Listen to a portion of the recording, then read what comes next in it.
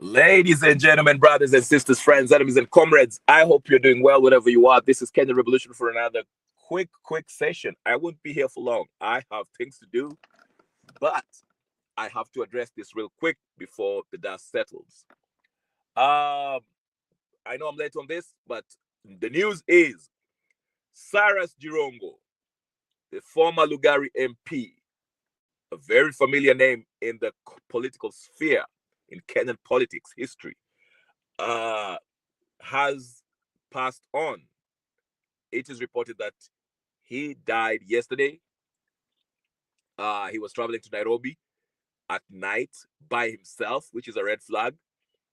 And he was involved in a head on collision uh, accident somewhere in Nakuru Nairobi highway. This is shocking. Now, in the metasphere, in the world of the internet, let me say that there's rumors swirling around that perhaps President Ruto might have had a hand in this. Now, that is what is being alleged, the gossip around town. Before I get started, ladies and gentlemen, brothers and sisters, as I said, my name is Ken the Revolutionary. Share, subscribe, like, comment if you like politics. I talk about Kenyan politics and what politics is related to Kenya. So if you like that kind of content, please do not hesitate. Like, and if you're already subscribed already, share it with your friends. Now, Cyrus Jirongo has been known to be William Samoei Ruto's nemesis. They go way back since the days of Kanu Youth 92. Okay, when they were working for Moi's campaign in 92. In fact, the famously known 500 Kenyan note was dubbed Jirongo because Jirongo was known to be dishing out the 500 Kenyan shillings to the youth so that they can vote for Moi's election 1992. So Cyrus Jirongo has been around the block, but it was not a secret that he was perhaps saying too much about his former political brother, William Samoei Ruto. He made it very clear, without mincing his words, that Ruto had been involved in the murder of a young man back then. He claims, that is his claim, Jirongo's claim, that Ruto had, um, uh, unalived a young man using his bare hands. He choked him to death. That's according to Jirongo. And he didn't stop there. He also blamed William Samoei Ruto for the death of Jacob Juma, okay, and among others. And he said this publicly in several occasions. In fact, he said this in Ruto's face. So this is not something that he was saying behind closed doors. This is something that he publicly actually said that. If you remember, there was a clip of him when he was having a discussion at Alpha House with Sifuna, and he said that he was about to release a book, and that book, its content, he cannot even talk about because the powers that be might try to eliminate him. So he understood that he was on Ruto's radar, and he was not on Ruto's grace side. And he understood that his pronouncements regarding Ruto and Ruto's administration is Ruto's past, involvement in political activities that might have led to some people losing their lives, might make him a target. So to me, when I heard that Cyrus Jirongo was traveling by himself, driving himself to Nairobi at 3 a.m. at night, I was like, oh my goodness, Cyrus, you should have known better.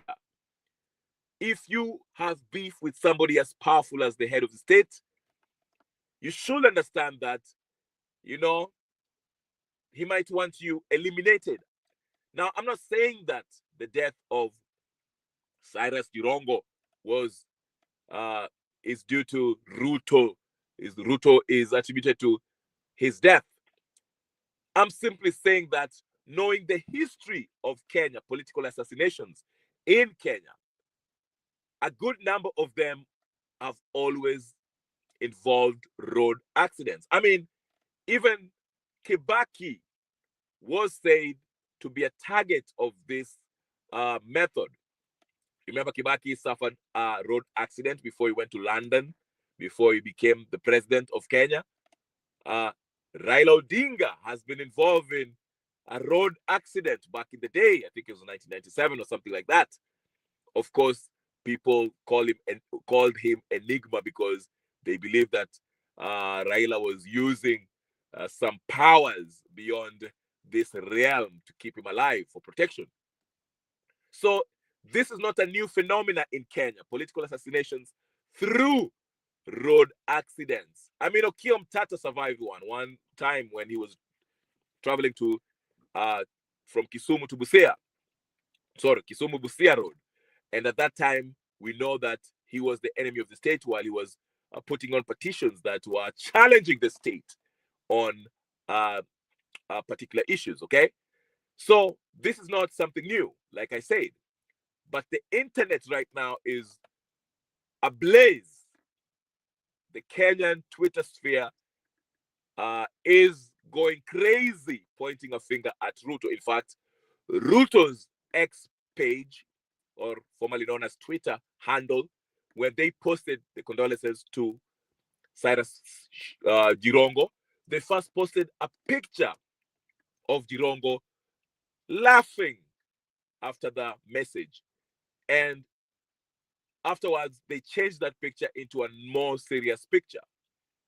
Again, you know, people always take snapshots of this. To be fair to Ruto, I don't think he personally handles his social media pages. I think there's somebody who does that for him. But regardless, given the fact that these two, Cyrus Jirongo and William Samoei Ruto, had bad blood between them, I can see why some people are making a conclusion that this might have been a political assassination. Personally, I don't know, but I was angry to find out that Cyrus Jirongo was traveling by himself at night. I mean, Mr. Jirongo, you should have known better. If you're a target, if you're an enemy of the state, if you know someone as powerful as the head of state, William Samoei Ruto, might want to eliminate you for whatever reason, the last thing you will want to do is travel alone by yourself, driving at night from where you are. I don't know if you're in Lugari to Nairobi. That's just a no-no. Now, there's a video circling around of Cyrus Jirongo's last supper, so to speak, where he was gathered with friends. He was speaking Luya. I don't know exactly what he was saying, but he was sharing his thoughts there. For those Luya speakers, you can go to the comment section and tell me what he was talking about. But he was there talking to his friends, and they were having a drink, an alcoholic beverage, okay, where they poured some shots, and they they had a toast, okay. So some people are speculating that maybe Jirongo might have been twisted. And when I say twisted, I mean he might have been inebriated or a little bit buzzed or drunk when he was driving. I don't know, because if you hear the statement that the bus driver who was involved in the head-on collision with him, he said that according to his account, I'm not talking about account like as far as a Twitter account, I mean like his account on events that took place. What happened? What led up to the accident? He said that he saw Jirongo's car coming from a gas station, and he was speeding and did not give the right of way. So they crashed.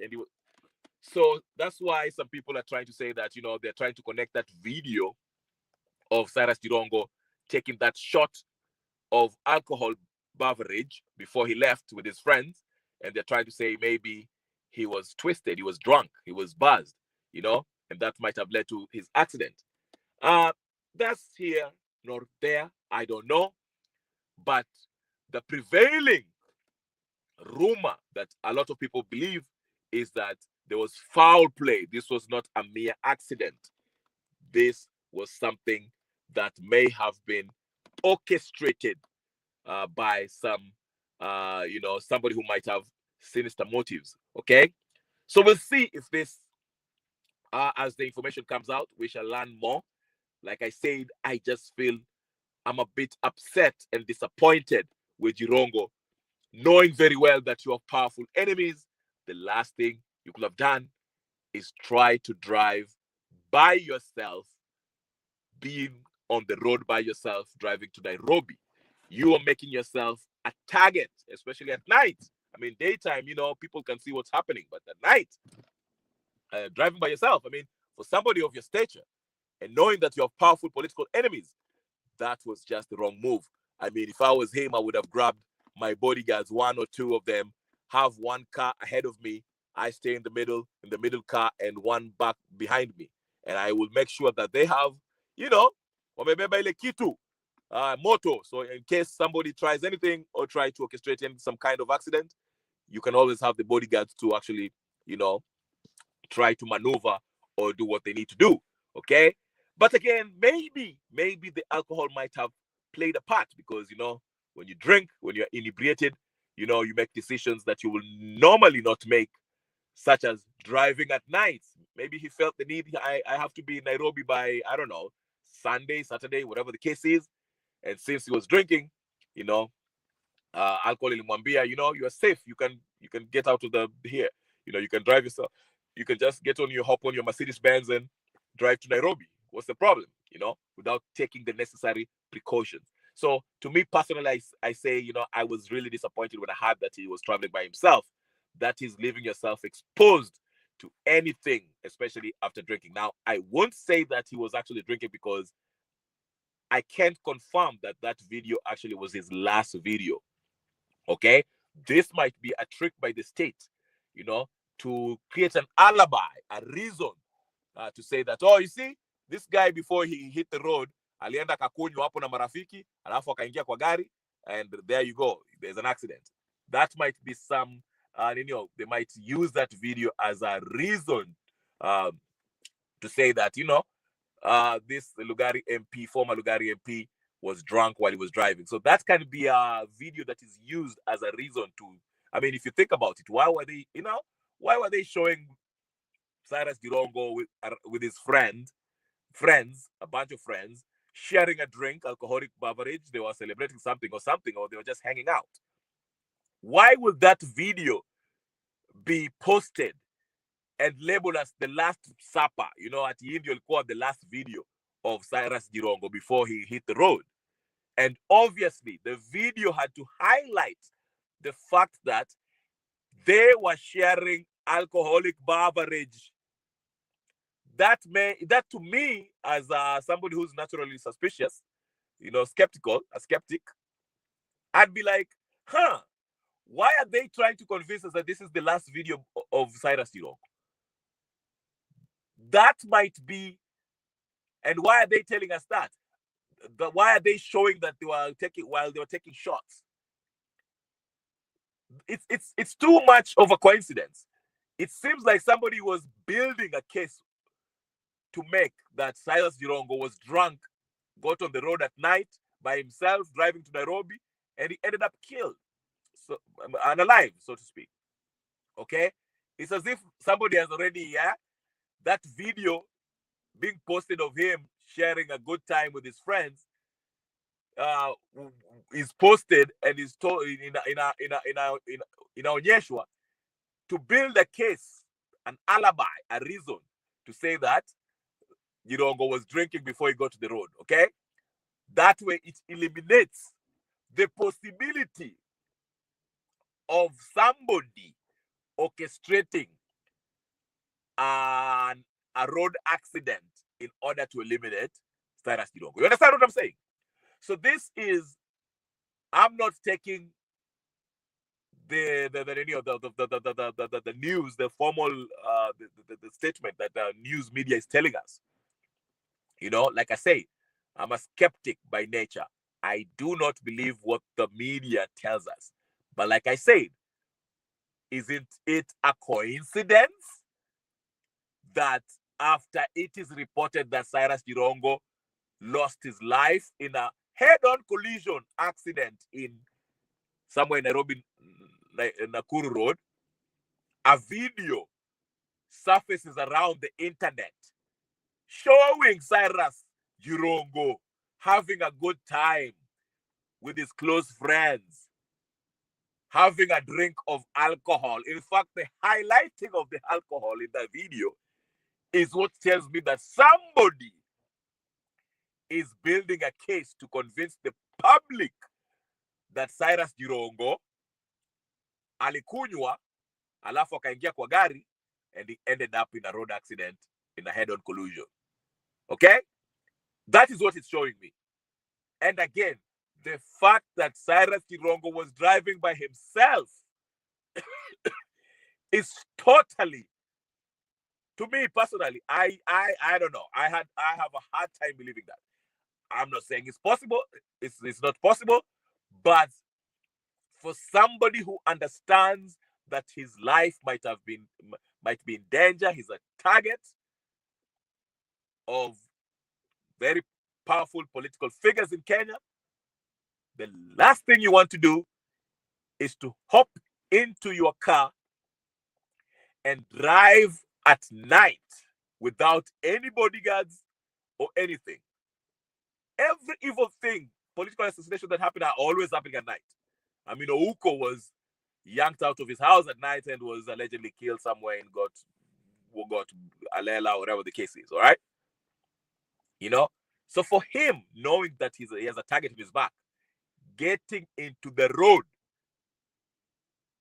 driving at night, Mimi Siamini.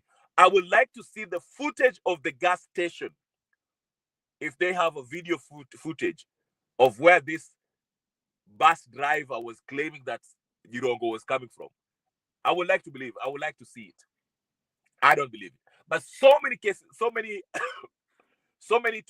stuff to be and things that we have to look at into this case. We'll wait for more information as they come out so we can compare and see if there's any corroboration of the statement that were given by the media and the bus driver. And I don't know if there was any eyewitnesses or whatever the case is. And the autopsy, did they find alcohol in his system? What happened? What really killed him? The impact, whatever the case is, we'll wait for that. But I'm pretty sure they will not tell us. Remember, they told us they were going to issue a report of Ogola's death, General Ogola, in 3 months. And up to today, bado tunangoja your report. It never came out. So I wouldn't be holding my breath. But to me, I just think there's too much coincidence. Oh, the man loses his life on the road at night, and all of a sudden in the morning, there's a video footage of him drinking alcohol, taking shots with his friends, having a good time. And we are told that after that, he was on the road driving, which to me just shows that they're trying to build a case that Jirongo was driving before he got, he was drunk, was drinking before he got to the road, and that might have led to his death. That's what is showing me. So I'm not believing none of it. Okay, but anyway, guys, we shall wait for more news as it's come in. Rest in peace to Jirongo. I think he made his name in the political sphere in Kenyan politics. Not exactly someone that I looked up to or somebody that inspired me. I didn't know him personally. As far as politics, I didn't know much about him. I just know that he had his difference with Ruto. I don't think he was one of those people who are like, pro change when it mattered. But, later on in his life, he kind of, he was speaking about how Kenya can get better. So people always change their minds in life, and you have to give them a chance. But I didn't know much about his political stance. I just knew he was somebody who was involved in Y2K, whatever the case is, 1992, part of Moi's campaign, Kanu Youth, that were issuing Jirongo. Rest in peace to Cyrus Jirongo. Much condolences to his families and friends and everyone that knew him and loved him. Like I said, his name, he will always be known for that Zirongo 500 Kenyan note known as Zirongo, named after him.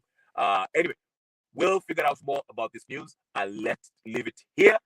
We shall find out more news, and I'll come back and speak about it. Thank you so much. Share, subscribe, like, comment, do all the good stuff. I'll talk to you guys later. Peace and blessings. I'll see you then.